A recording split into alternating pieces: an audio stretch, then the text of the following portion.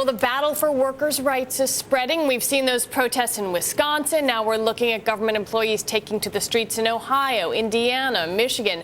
The protests might be starting to make some muni bond investors a little uneasy. Joining us this morning from Moody's in New York is Robert Curter. He's the managing director of public finance there. And you guys did this very interesting report that I went through and read. You essentially looked at pension liabilities, debt outstanding, and came up with a system for ranking states. Some of these things might be a bit surprising to folks who are looking at Wisconsin and expecting they're in the worst shape. They're not. Some other names are. That's right. Wisconsin is sort of mid-range in the states in terms of the budget pressures they're facing. I think it's important to understand that all states are facing very serious budget problems, unprecedented budget problems resulting from the weak economy, lagging revenues, and now the end of the federal stimulus money. Do you think that we could see, as a result of what's been happening over the past couple of weeks, a mammoth shift in the way state public employees get paid? Is this the end of the kind of guaranteed, defined benefit pension system? Well, public employee benefits have clearly been a target of states across the country. They're a component of their spending that has been rising. If you look at state spending overall, for the most part, states spend over 50 to 75% of their total spending on Medicaid and K-12 education. But public employee benefits are a small but rising cost and creating great pressure on states as they seek to balance their budgets in a very tough year. Do you really see that when we've talked about munis so much, you don't see a chance of default? We're talking about, bonds that haven't defaulted since the Depression. How worried should investors be? Should they be? Well, that's right. States have a very strong record of paying their debt in full and on time.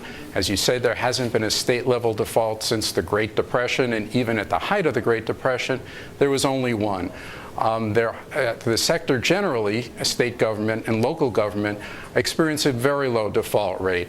And we don't expect that to increase dramatically, but there could be more defaults than we have seen in the past. Well, where might we see those? What kind of things are we looking at here? Municipalities or water systems? We've seen some places like, in Alabama get into trouble with their water system, for example. Well, the muni sector is very broad and diverse, ranging all the way from small fire districts and hospitals and nursing homes all the way up to state governments.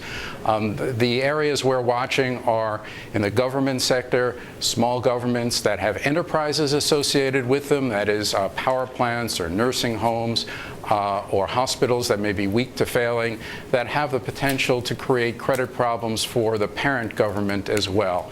We expect the incidence of defaults to be higher than we've seen before, but still very small in this sector overall.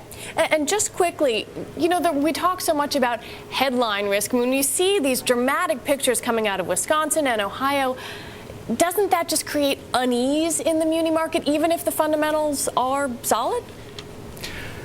Well, states across the country are facing enormous budget stress and having to confront the difficult decisions of cutting programs that in the past have been sacrosanct. Medicaid, health care for the old and poor, K-12 education, which of course is a very important program to people all across the country, and of course public employee benefits, which have been rising very rapidly, the retiree benefits. And so states are having to make very difficult decisions, and in some states these issues are boiling over.